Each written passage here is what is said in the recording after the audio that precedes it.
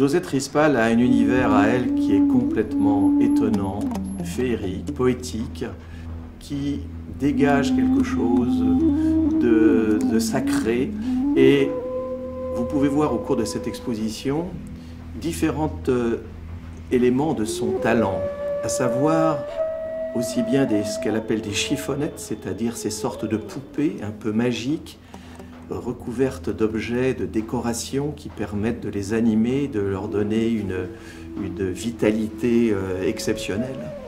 Mais vous pouvez voir aussi des masques de Murano, vous pouvez voir des grands personnages qui sont totalement faits d'une manière spontanée et vraiment d'une manière poétique. Il y a quelque chose de troublant chez Josette Rispal.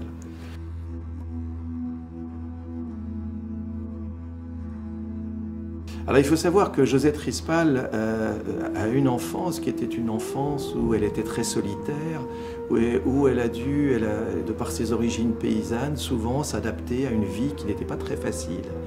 Et elle se faisait son univers, elle constituait des grottes, des petits endroits, et elle amassait, elle commençait à être ce qu'on pouvait dire plus tard qu'elle était une glaneuse. Une glaneuse, c'est quelqu'un qui ramasse tout ce qu'elle voit et qui peut servir.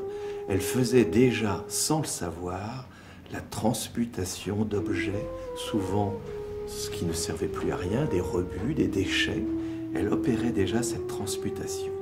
Et cela, ça remonte à ses origines paysannes et tout. Tout son univers s'est façonné autour de ces matériaux de récupération et à partir de ces matériaux très divers, à savoir le verre, la résine, le bois, le tissu, tout ce qu'elle a pu récupérer, elle en a fait des objets féeriques, magiques, je dirais même sacrés. Elle aime une certaine provocation, mais elle aime aussi rendre au spectateur une certaine magie pour que le spectateur découvre son art.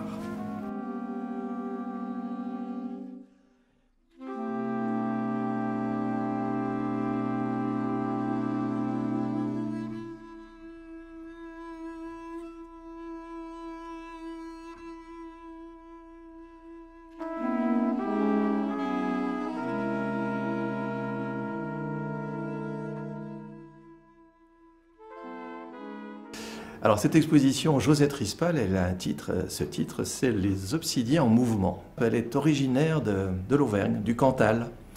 Et en Auvergne, il y a une pierre merveilleuse qui est une pierre volcanique, qui est l'obsidienne.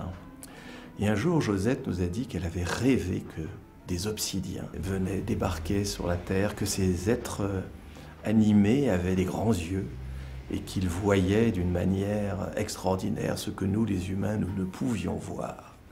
À partir de là, elle a matérialisé son rêve et elle n'a pas utilisé bien sûr la pierre volcanique pour faire ces obsidiens en mouvement. Elle a utilisé une résine, elle a utilisé en récupération des morceaux de verre, des morceaux de tissu et elle a créé ce magnifique assemblage de 160 personnages obsidiens.